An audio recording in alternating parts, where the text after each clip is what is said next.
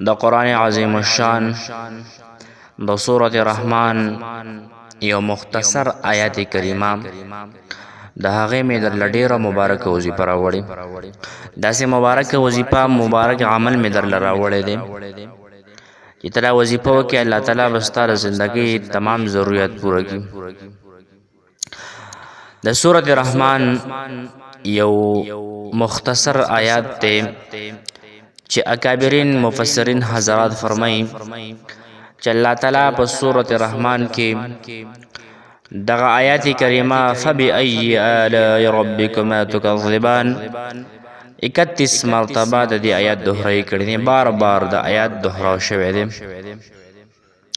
مبارکه وظیفه د بعضې ملګري دا سوال کوي یا قاری صاحب یا مولوي صاحب منګه وظایف کوو پیدا نه کوي. یقین او اخلاص محترمو دا ضرور چیز دی. هم بعضې ملګري دا سوال کوي چې یاره زمونږ تنخواه ښه کافي تنخواه وي لیکن میاشته موږ نه رسوي، برکت په تنخواه کې نه وي. د هغې دپاره ډېره مبارکه وظیفه، د هغې دپاره ډېره زیاته پیداناکه وظیفه ده. زمونږ هغه ورونه خویندې چې د هغوی د زندګۍ یو ارمان دی، یو سوچ دی، یو مقصد دی، د هغې دپاره دا وظیفه هم د پیدې نه خالي نه ده. علما فرمایي چې الله تعالی د آیاتو په سورة رحمان کې 31 مرتبه دوهراو کړی دی، بار بار راغلی دی. نو وظیفې طرف ته راځو. کله چې ته سهار پاسې د خیره سره مونځ به وکړې، د جمع سره د جمع ډېر خیال ساتئ محترمو. د سهار په ټایم کې رب کائنات د انسان رزق تقسیموي، خو کوم انسان په دغه ټایم کې بالمازه پاتې شو،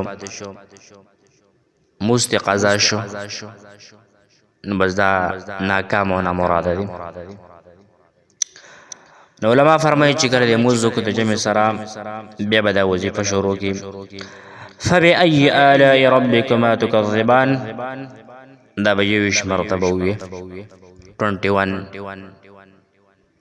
21 مرتبه. د هغې نه پس به بیا 11 مرتبه یا وهاب یا رزاق دا به ووي. چې کله دی 21 پیرې فبأي آلاء ربکما تکذبان دا آیات دی 21 مرتبه وویل. بیا به 11 مرتبه یا وهاب یا رزاق یا وهاب یا رزاق دا به 11 مرتبه ووي. بیا به روټۍ راوالي، په هغه روټۍ باندې به دا دواړه جفت کې دم به پې کې او هغه روټۍ به ته مرغو ته واچې.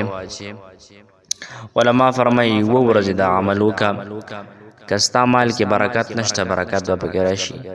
روزګار دې خراب دی، روزګار کې به الله تعالی برکت واچوي.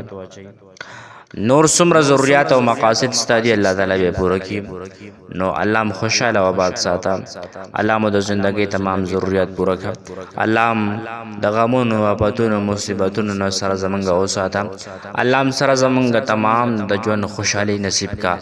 الله تعالی مو د زندګۍ ټول خوشحالي ټول غمونو نم الله لري وساته، الله درله خوشحالي سره زمونږ درکا. واخر دعوانا ان الحمد لله رب العالمين.